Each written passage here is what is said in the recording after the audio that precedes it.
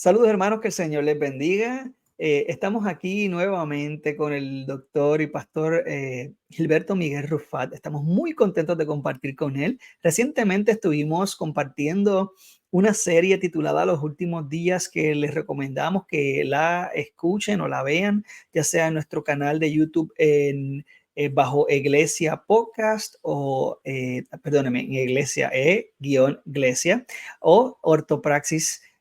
También la pueden sintonizar si es en las plataformas de podcast, sea Apple Podcast o sea eh, Iglesia Podcast. Pueden conseguirlo en Apple Podcast, perdón, y en Spotify. Pastor, también usted tiene sus redes sociales, pero antes de cualquier otra cosa, para comenzar, hoy vamos a estar tratando el título o el tema de nosotros. Hoy vamos a estar discutiendo el libro de las Doctrinas de la Gracia, un libro que ha lanzado recientemente, un libro de mucha edificación. Pastor, pero antes de entrar a cualquier cosita, si quiere saludar a nuestra audiencia. Seguro que sí, Wilfredo. Agradezco la oportunidad de poder grabar este nuevo episodio.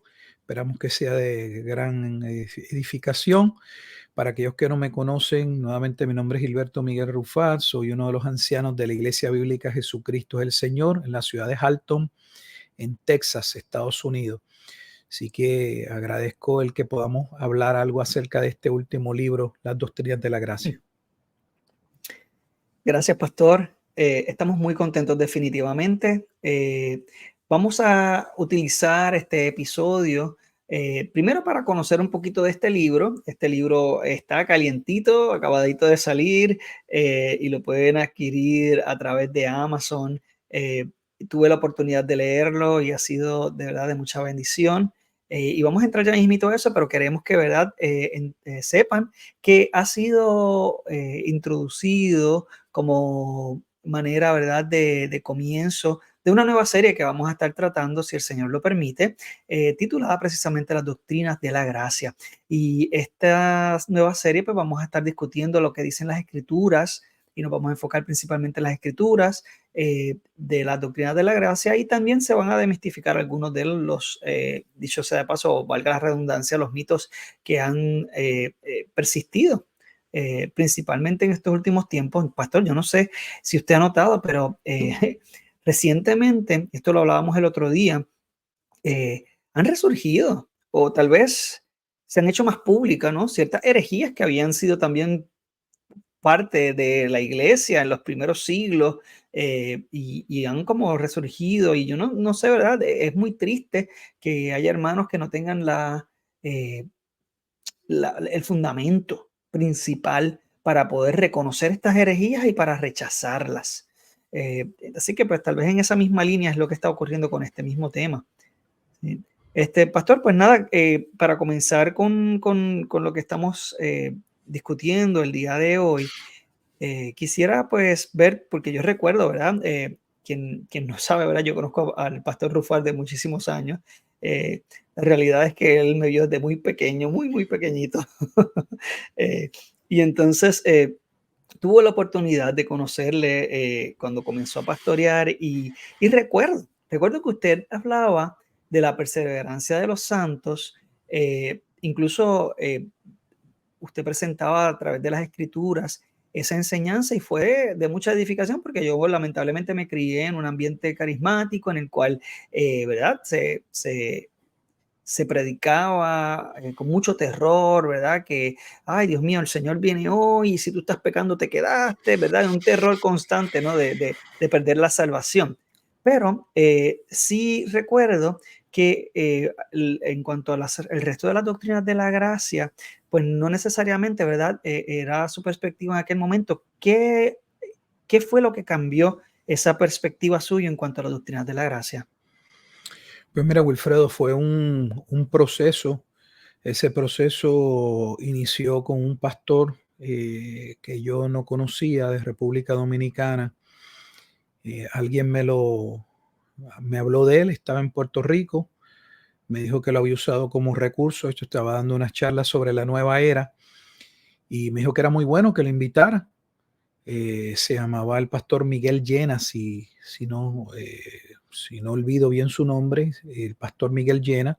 De hecho, era uno de los pastores de los principios de la iglesia donde está el pastor Sugel Michelén, y él se quedó una semana en la casa pastoral, y cuando uno de esos primeros días que bajamos a mi oficina en la iglesia, él miró los libros y me dijo: pastor, esto es lo que usted lee.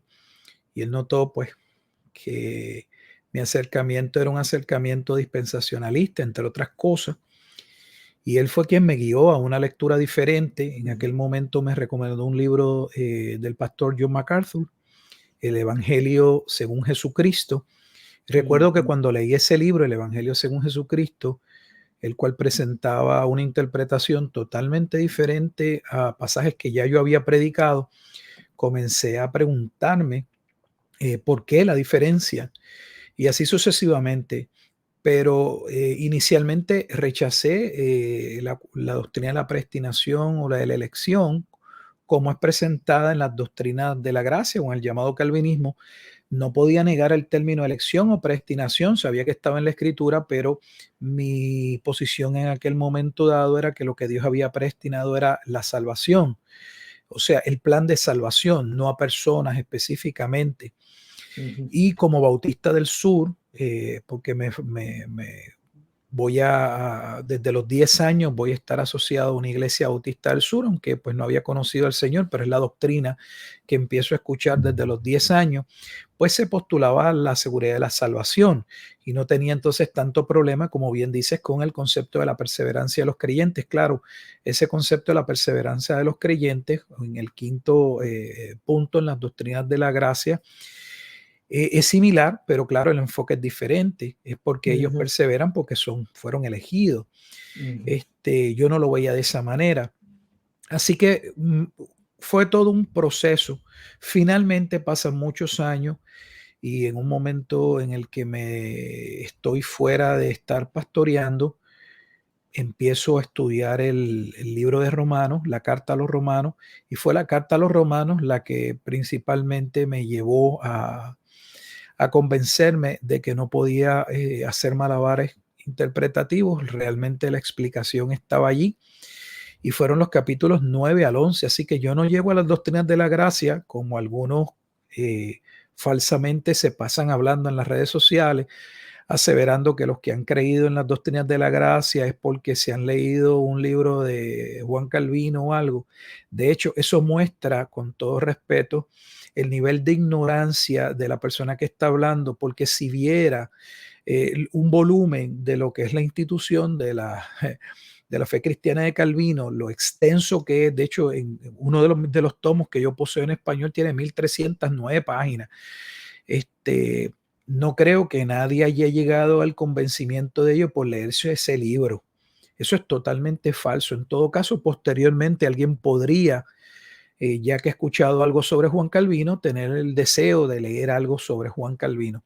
Pero llego por la lectura del libro de Romanos. Fue el libro de Romanos y Efesios, pero principalmente Romanos, el que me lleva al cambio de posición y abrazar y aceptar que realmente Dios había trazado un plan, y entender por qué había sido ese plan, entender la caída, que no la había entendido. Yo creo que ese punto es vital, y siempre se hace mención de que el primer postulado en las doctrinas de la gracia, el que inicia con el acróstico del tulip, la T, la depravación total, es vital. Si no se entiende qué surgió, qué pasó en la caída y cuáles son las implicaciones de la caída sobre la posteridad, luego no se puede entender realmente el aspecto soteriológico, por qué se da como se da. Así que fueron las escrituras las que me llevaron a un cambio. Y una vez más, veo lo mismo, me pasó con el dispensacionalismo. Al no segmentar la lectura de Romanos, sino leerlo completo, corrido, varias veces, no leyendo pasajes específicos, sino dándole una lectura al libro, entonces uno empieza a mirar las cosas de una manera diferente. Y fue eso, la lectura de Romanos principalmente, la que me llevó al convencimiento que la posición reformada es una posición bíblica, es correcta. Ya, es bien curioso, ¿no? Yo escuché a un pastor en una ocasión hace un tiempito atrás aseverar que quien ha hecho resurgir las doctrinas de la gracia, o como ellos le llaman el calvinismo, primero él acusaba el calvinismo de ser un caballo de Troya en la iglesia moderna. Y él decía, no, es que realmente esto lo ha traído R.C. Sproul y John MacArthur, y lo han traído a la iglesia, y ellos son quienes han traído nuevamente el calvinismo, porque básicamente le decía que el calvinismo había sido olvidado. Y yo digo, wow, señor, es increíble el nivel Qué de ignorante. ignorancia. Y Eso es es un así. pastor, y es un pastor que tiene mucha seguida, un pastor mayor, que ni siquiera es uno de estos jóvenes, ¿verdad? De ahora nuevos, que una persona que uno diría, pues, de buenas y primeras parece que es una persona que es conocedor y, ay, Dios mío, pero bueno, a mí se me revolvía el estómago, yo decía, pero lo más que me molestaba, ¿no? Es las personas que lo escuchan y reciben de su boca lo que él está diciendo como si fuese la verdad más grande. Eh, Pastor, ¿cuáles son algunos de los mitos que usted entiende eh, persisten en la iglesia de hoy acerca de las doctrinas de la gracia? Porque, por ejemplo, ¿verdad? Eh, Estuvimos hablando el otro día, pues, de lo que las personas aseveran, de lo que creía Arminio, ¿verdad? Porque hoy en día yo sí, cuando se trata el tema de las doctrinas de la gracia, las personas le ponen el epíteto de calvinismo, ¿no? Esto es calvinismo. Y también se habla, pues, versus los arminianos, ¿no? Entonces, pues, se trae a James Arminius, ¿verdad? Arminio, para poder refutar el, ¿verdad? Calvinismo. ¿Qué mitos usted ha encontrado que persisten en la iglesia de hoy y usted entiende que es importante, ¿verdad?, que se mencione?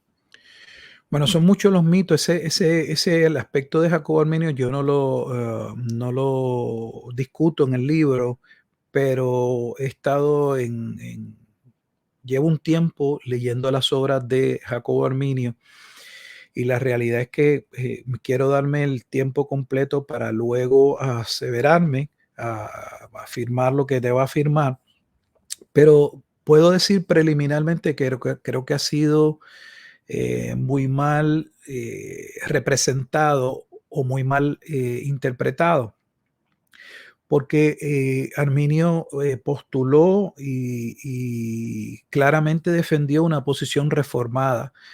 Lo que Arminio ataca todo el tiempo, su molestia era la posición hipercalvinista o la posición supralapsariana en el movimiento reformado. Esa posición donde se establece dentro del orden de la salvación, el ordo salutis, que Dios predestinó todo para su gloria y que en esa gloria o esa manifestación de la gloria de Dios, Él, sin considerar la creación ni la caída, dispuso que unos recibirían gracia y otros condenación.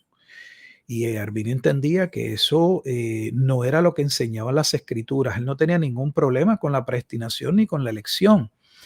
Eh, pero entendía que esa posición donde Dios simple y sencillamente, sin crear, sin que las criaturas cayeran, porque no está tomando en consideración la caída, simple y sencillamente Él se va a glorificar porque Él va a salvar a unos y a otros va a condenar.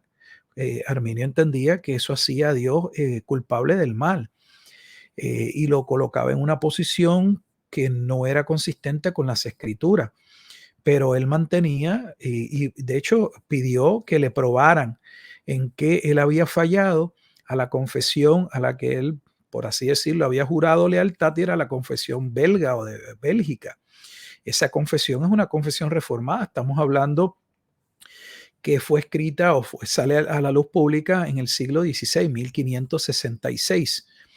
De hecho, hoy mismo yo acabo, hoy estamos hablando día 31 de julio, yo acabo de sacar algo breve sobre esa confesión bélgica en el artículo 17, donde se habla de la predestinación. Ahí ustedes pueden ver, porque Arminio dice que eso era lo que él creía, si él creía o no en la doctrina de la predestinación y de la elección, si él estaba claro en que Dios había separado a unos por gracia donde no había tomado en cuenta mérito alguno ni nada, y los que no creerían serían condenados, pero no porque Dios se complacería simple y sencillamente en su gloria enviar personas al infierno, sino porque estos pagarían como parte de su incredulidad, pero esa incredulidad claramente estaba ligada a la caída, o sea que era lo que Arminio entendía que se estaba dejando fuera en la ecuación o en el cambio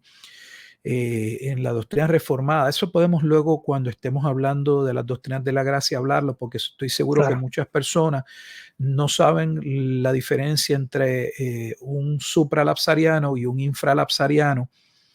Y claro, para no dejarlos con la duda, supra claro. viene de arriba, infra es de abajo. Y básicamente lo que cambia es el orden de la salvación. Ujú. Ambos creen en la predestinación, en la elección, pero los elementos, la cadena, la secuencia que lleva a Dios a elegir a unos o a reprobar a otros cambia totalmente en esa postura reformada supralapsariana, y es a esa postura la que Jacobo Arminio está atacando. Está atacando, claro. Sin embargo, pues no lo destacan de esa manera y lo hacen ver como que Arminio estaba en contra de la doctrina reformada, y falsamente lo acusan también, ya posteriormente mostraré, de que él creía en una salvación por el libre albedrío. Arminio no creía en ningún libre albedrío porque él entendía que el hombre en su estado caído no tiene la capacidad de hacer el bien. De hecho, les voy a decir más, Arminio entendía que ni tan siquiera el hombre en su estado inicial, o sea, Adán, tenía la capacidad de poder hacer el bien sin la gracia de Dios. O sea, que ni Wow. aún con la imagen de Dios, habiendo sido creado por Dios, ni tan siquiera Adán, separado de la gracia de Dios, podía hacer el bien y mantenerse en el bien. O sea, entonces sí se dicen, Wilfredo, muchas mentiras de personas que pues escuchan a alguna persona, algún autor, y simple y sencillamente, porque es lo que tenemos, hermano, que yo le he dicho muchas veces y sé que mucha gente no le agrada, y Ujú. a mí no me interesa agradarle a nadie. Tenemos un montón de estaciones repetidoras, personas que no leen, que no van a las fuentes, no les interesa ir a las fuentes y cotejar, sino que toman lo que otro ha dicho y lo lanzan sin importar si la información es correcta o no. Y debemos tener mucho cuidado con lo que estamos aseverando, porque podríamos estar propagando una mentira, que en muchos casos es lo que sucede. Pero también están los mitos de que todo este sistema de las doctrinas de la gracia pues comienza con Agustín, lo cual totalmente es falso. Ujú. También el que, por ejemplo, otro mito es que en ningún lugar se habla de que el ser humano necesite ser regenerado para poder realmente venir al arrepentimiento y a la fe. Ujú. El Nuevo Testamento no habla de eso. Y de nuevo, aquí muestra la ignorancia de la persona al no entender que el contenido del Nuevo Testamento está basado en el Antiguo Testamento. Por Claro. ejemplo, cuando lleguemos si discutimos las doctrinas punto por punto, cuando hablemos, por ejemplo, de la gracia irresistible, de por qué razón el Espíritu Santo tiene que obrar y cómo es que esa obra lleva a los elegidos a la fe y al arrepentimiento, vamos a ver que, por ejemplo, en Juan capítulo 3 está presente el elemento de la regeneración, aunque la palabra no esté. Porque cuando se está hablando del nuevo nacimiento, de ser lavados en las aguas, de nacer de nuevo, se está hablando de Ezequiel capítulo 36. Y Ezequiel capítulo 36 es la base más importante de Ezequiel con relación al nuevo nacimiento. Lo que muestra que aquellos que hablan de Juan capítulo 3 desligados de Ezequiel 36 no saben lo que están hablando. Y es que tenemos muchas personas que les encanta salir en las cámaras a hablar, a decir Ujú. disparates. Y usted debe tener mucho cuidado a quién usted escucha, porque tenemos muchas personas tal vez muy bien intencionadas, pero con muy mala teología y muy mala información. Sí, no, y lamentablemente el protagonismo es el enemigo de las escrituras en este momento, en el sentido de que tenemos muchas personas que quieren decir algo nuevo, algo novedoso, algo que suena chévere y que vaya en contra de lo que ha sido establecido, y la palabra de Dios no cambia. Desde la creación, la palabra de Dios aún verá concebida en la eternidad, ha sido la misma. La postura de nuestro Dios es un Dios que no cambia, que no se conforma a las culturas ni a los cambios culturales que ocurren, ni la cultura popular, nada por el estilo. Dios es único y es inmutable. Así que pues esto es importante que recordemos estas cosas. Pastor, ¿qué temas entonces son los que se van a encontrar, ¿verdad?, el lector cuando se acerquen a su libro? Pues mira, el libro comienza con una breve introducción a las doctrinas de la gracia. Paso a inmediatamente definir una serie de términos que creo que son importantes entenderlo. Antes de pasar a discutir entonces los famosos 5 puntos del calvinismo o la respuesta a los remonstrantes, que dicho sea de paso, esos remonstrantes no estaban citando correctamente a Jacobo Arminio, y no es que lo quiera defender, es que realmente estudiando sus libros me percato de que hay mucha mala información realmente. Y luego que paso a mencionar los 5 puntos, entonces hay un capítulo donde muestro la relación entre los 5, o sea, la armonía entre esos 5 puntos, el famoso tulip o los 5 puntos del llamado calvinismo, que yo le llamo una soteriología bíblica, porque realmente eh, ni Calvino lo inventó, ni surgió con Agustín, es simple y sencillamente teología que está allí. Hay personas que van a decir es Paulina, ¿no? Yo puedo presentar las doctrinas de la gracia con Pedro. Eso muestra nuevamente la ignorancia que hay. Con Primera de Pedro yo puedo mostrar las doctrinas de la gracia. Están allí claramente en el primer capítulo presente. Así que no es teología paulina, es teología bíblica y está allí. Y el último capítulo lo que hago es hacer una presentación de si los padres de la iglesia, antes de Agustín, aquellos teólogos importantes, personas de renombre en esos primeros años de la iglesia, hablaron sobre la predestinación, sobre la elección, sobre los decretos, sobre la reprobación, toda esa terminología que es propia del lenguaje de las doctrinas de la gracia. ¿Por qué lo hago? Bueno, pues porque uno de los comentarios o las aseveraciones que se han estado haciendo hace mucho tiempo es que todo esto fue inventado, que todo esto nació con Agustín de Hipona y que no se puede hallar ninguna referencia a ninguno de estos temas. Bueno, pues vaya y compre el libro y usted va a ver si realmente los temas no están. Yo lo único que hago en ese capítulo es mostrar las citas. Algunas de las citas, no están todas, pero gran parte de las citas que encuentro en mi investigación. Mi investigación es solamente de carácter histórico en términos de ver si esos temas eran temas que se habían discutido. En el libro explico que voy a los padres, no, de hecho lo dejo en el último capítulo y no inicio con los padres de la iglesia porque yo no entiendo que los padres de la iglesia son autoridad para afirmar la doctrina, aunque claramente entiendo que los padres de la iglesia son importantes por varios aspectos. Uno de ellos es que nos pueden mostrar y dejar ver qué cree la iglesia en un punto específicamente, si había armonía en las cuestiones teológicas y así sucesivamente. Por ejemplo, en términos de la Biblia, los padres de la iglesia nos ayudan muchísimo a ver que muchos de los pasajes que hoy se atacan bajo la teoría crítica y los nuevos supuestos hallazgos de nuevos textos, que la mayoría caen en estas tonterías, como el Códex Vaticano, el Códex Sinaítico y entre otros. Entonces, pues tenemos las citas en los padres de la iglesia. Ellos trabajaron con manuscritos mucho más tempranos de los que nosotros tenemos. Y las citas que muchas veces están en pugna, no estaban en pugna en los padres de la iglesia. Entonces, se puede ver en los padres de la iglesia y podemos encontrar respuesta a muchas cosas. Además que, pues, ellos defendieron la fe de muchos de los ataques que hoy, pues, se levantan refritos de cosas que habían salido para atacar al cristianismo y que ya habían sido probadas falsas. Lamentablemente, pues cuando se desconoce la historia, pues uno está propenso a volver a repetir los mismos errores o a no tener las herramientas para poder enfrentarlo. Así que los padres de la iglesia son importantes hasta cierto punto y por eso están allí. y lo único que hacemos es presentar las citas de ellos en el libro. Yo no abundo sobre que cada uno de esos autores que creía, porque mi investigación no llega a eso. Yo no me he tomado el tiempo de leer todos estos padres de la iglesia. Sé que algunos se los han Necesitaría leído, mucho según ellos, tiempo. hasta 7 veces. No sé cómo. Una de las últimas bibliotecas que yo pude adquirir de Logos tiene 620 documentos.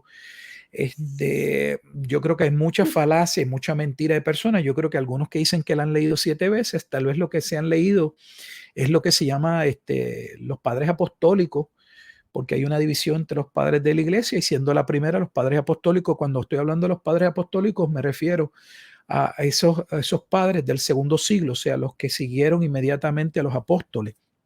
Tal vez lo que leyó fue solo aquellos que escribieron en el segundo siglo, pero leerse todos los documentos de todos los padres de la iglesia, y diré con toda honestidad, eso no se lo cree nadie. Yo tampoco estoy diciendo que yo me los leí todos ni nada por el estilo. Nuevamente, ese capítulo lo único que presenta es que sí existe evidencia, a diferencia de lo que otros han dicho, de que estos temas, el tema de la predestinación, el tema de la elección, el tema de los reprobados, el tema de que la iglesia fue elegida antes de la fundación del mundo, de los decretos de Dios, entre otros, sí eran temas que se discutieron. Y reconozco, y lo coloco en el libro, que no hubo una sistematización de las doctrinas como va a tener en el tiempo de Agustín. Eso es claro, eso no está en discusión. Así que, bueno, pero ahí vamos. Con todo Sí, eso, pues uno recibe un sinnúmero de ataques como, pero sí, no, no, sé para dónde iba a ir, pero la realidad es que volvemos a lo mismo, ¿no? El desconocer también de la historia hace a las personas decir una salta de tonterías, porque, por ejemplo, si vamos a hablar de doctrinas que no estaban tampoco sistematizadas en un comienzo, la misma doctrina de la Trinidad claro, tomó claro, muchísimos claro, años en sistematizarla y en definirla de una manera que fuera clara. Eh, claro. y así, ¿verdad? Ha surgido con otras doctrinas que han tomado muchísimos años. Así que no podemos decir que no existían las doctrinas de la gracia antes de Agustín porque él fue el que las sistematizó, porque eso es ridículo. Eh, sé que, ¿verdad? Alguien también ha atacado su libro recientemente, precisamente diciendo que ¿verdad? Se está mintiendo con decir que los padres de la iglesia hicieron estas aseveraciones o que demostraron creer en las doctrinas de la gracia. Sin embargo, yo estoy cansado de escuchar tantas locuras que las personas dicen también de estos documentos. Mis hermanos, yo les insto a que cuando alguien le hable de que tal padre de la iglesia asevera tal cosa o tal padre de la iglesia asevera la otra, busque los libros. Están disponibles de manera en línea, de manera gratis. Muchos de ellos, la mayoría de ellos están gratis porque son de dominio público. Y son muy fáciles de adquirir en inglés y en español. Vaya usted mismo, corrobore las citas. Ya yo tuve la oportunidad de leer el libro del pastor y de hecho algunos de los libros que también él cita, pues los he leído ya. No he leído todos los que él cita, sin embargo he leído algunos de ellos y puedo corroborar que la información ha sido correctamente utilizada. Así que vaya usted mismo, haga el ejercicio. Si usted tiene alguna duda de que lo que se está diciendo es mentira, vaya a los libros que están disponibles de manera en línea, de manera gratis. Así que esto es información pública, esto no es una información que surge de cuartos oscuros, de un invento, ni nada por el estilo. No sé, pastores, la realidad es que a veces me molesta que hay hermanos tal vez que sean tan malintencionados y estorben o intenten estorbar la obra del Señor cuando realmente se está utilizando citas que no han sido parafraseadas, que han sido totalmente directas. Así que nada, les recomiendo definitivamente que se tomen el tiempo de leer el libro. El libro resume muy bien las doctrinas de la gracia, lo hace de manera directa, de manera clara y presenta la evidencia bíblica, que es la más importante, de dónde surgen estas doctrinas, las explican de manera muy clara. Además de entonces incluir o demistificar esta idea de que Agustín fue quien se inventó estas ideas lo cual pues es totalmente falso, porque surgen de la misma escritura. Pastor, ¿hay alguna otra cosita que usted entienda que ¿verdad? La audiencia deba conocer antes En de leer el cuanto libro? al libro, no es un libro sumamente profundo en el tema, y la razón es que todos los libros que yo he venido publicando, excepto mi trabajo de tesis y el libro del Apocalipsis de Juan, son libros que de mi enseñanza a la congregación. De hecho, este libro de las doctrinas de la gracia pretendía ser algo sencillo para yo someterlo a la congregación. De hecho, yo he estado enseñando recientemente, después de haber terminado la Confesión de Fe de 1689, he estado presentando brevemente cada uno de los puntos de las doctrinas de la gracia. Así que era algo para nuestra congregación, no es un estudio exhaustivo del tema, por eso es un breve resumen de las doctrinas, cómo llegaron desde el aspecto histórico, sin dar mucho detalle, porque muchos de esos detalles están en otros libros. Creo que la parte más importante que tiene el libro para alguien que ya ha leído literatura es la parte, sin duda alguna, de los padres. Yo sabía que iba a tener mucha crítica porque lamentablemente muchas personas han dicho o han aseverado cosas que no son correctas, y ahora el libro los va a dejar mal. Los deja mal porque yo no estoy entrando en la discusión de qué creía cada uno de estos padres de la iglesia, sino, una vez más, el punto es, realmente Agustín inventó estos temas. Estos temas no formaban parte del proceso de discusión teológica. Y lo que me encuentro es que sí, punto, ahí están las citas. Yo no tengo ni que abundar en ninguna cita, no lo tengo que hacer. ¿Por qué? Porque las citas son contundentes, punto. De hecho, no requieren un análisis más allá. De las citas se evidencia lo que ellos creían. Y lo que ellos creían es exactamente, usted va a ver, gran parte de lo que muchas personas en el ámbito de las doctrinas de la gracia creen. ¿No están todos de acuerdo? No, ni en nuestro tiempo están todos de acuerdo. De eso no trata el libro. Trata de romper ese mito de decir que Agustín se inventó esto. Esto no se lo inventó Agustín. En cuanto a los pasajes con citas, porque también hay personas que son tan ignorantes que creen que las citas que aparecen ahí con versículos uno las puso. Yo no puse las citas que aparecen en el libro. Esas citas están directamente como yo las saqué de los libros a los que tuve investigando o accediendo. La razón por la que tienen versículos, cuando en ese tiempo alguien podría decir, y es correcto, que la Biblia no estaba dividida en capítulos ni versículos, es porque ellos están haciendo referencias a libros específicos de la Escritura, donde como los están citando, en muchas ocasiones los están citando los que trabajaron con los manuscritos, los que hicieron el trabajo de la traducción, le pusieron las citas porque era obvio. Mira, es obvio que está hablando aquí, está hablando en Romano, de la única porción en Romano que él puede sacar esa cita es del capítulo 3 o del capítulo 8. Que esas citas fueron con capítulos y versículos añadidas, pues sí, porque en aquel tiempo no estaba el capítulo ni estaban los versículos, eso posteriormente se hizo. Pero eso no significa que nosotros no podamos saber qué libro estaban haciendo referencia o alusión.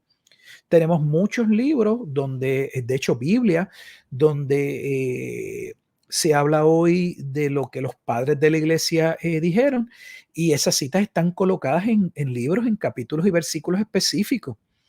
Entonces, ¿cómo llegaron esos capítulos y versículos específicos? Nuevamente por lo que les estoy diciendo, porque los padres de la iglesia claramente estaban citando a Pablo o a Pedro y estaban diciendo es que la carta a los romanos dice, aunque no dijeran el capítulo. Por ejemplo, si alguien me dice que está citando la carta a los romanos y que está hablando del orden de la salvación, de que Dios en su presciencia escogió unas personas que predestinó y que los que predestinó llamó y que los que llamó, eso es Romanos capítulo 8, versículos 29 al 30. Cualquiera que sabe la escritura sabe cuál es la parte de la escritura que este autor estaría haciendo mención. Y para efectos de nosotros, para hacernos el trabajo más sencillo, se le colocaron los versículos bíblicos a los que ellos estaban haciendo referencia, no porque alguien lo hizo para alterar ni poner pasajes con capítulos y versículos que en aquel tiempo no existían. Por favor, no seamos tan ignorantes. Usamos argumentos tan tontos. eh, Como por ejemplo ahorita mismo Wilfredo mismo les digo, sí, o sea, si vamos a hablar de posiciones sistematizadas, pues mire, podemos hacerlo no solamente con la Trinidad, podemos hacerlo con la misma doctrina de Cristo. O sea, desde el concilio de Nicea en el año 325 hasta el concilio de Calcedonia en el 450, ¿cuál era el tema y la discusión? Cristo. Eh, su naturaleza. Era 100% humano, era 100% divino, tenía ambas naturalezas, pero esas dos naturalezas estaban en una misma esencia. cómo se Todo eso fue relacionaban tema, entre sí. claro, todo fue tema de discusión y tomó siglos. Eso significa que no estaban en las escrituras. Eso significa, o sea, porque si vamos a usar esos mismos criterios, nuevamente, entonces tendríamos que decir que los padres de la iglesia no creían en la Trinidad, que los padres de la iglesia no tenían una cristología clara y así sucesivamente, y eso es falso. Hemos que tener mucho cuidado con las aseveraciones.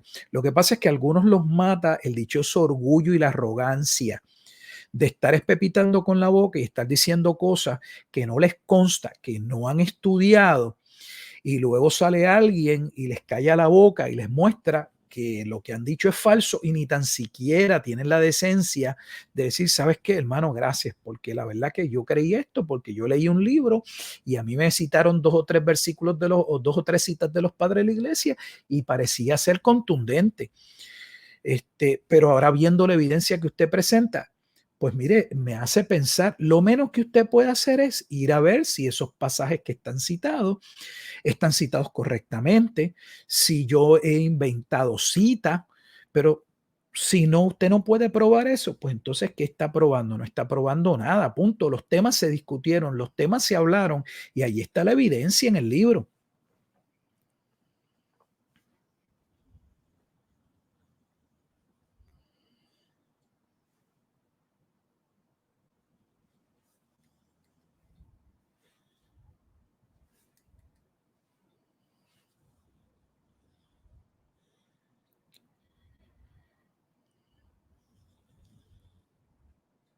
Wilfredo, estás con el micrófono apagado. Gracias, pastor. Entonces, definitivamente les pedimos o les instamos a que nos continúen sintonizando porque vamos a estar abundando en las doctrinas de la gracia, qué dicen las escrituras de estas doctrinas y vamos a estar viendo las citas en particular que se comparten en el libro del pastor. Estamos muy contentos definitivamente de compartir esto con ustedes, hermanos.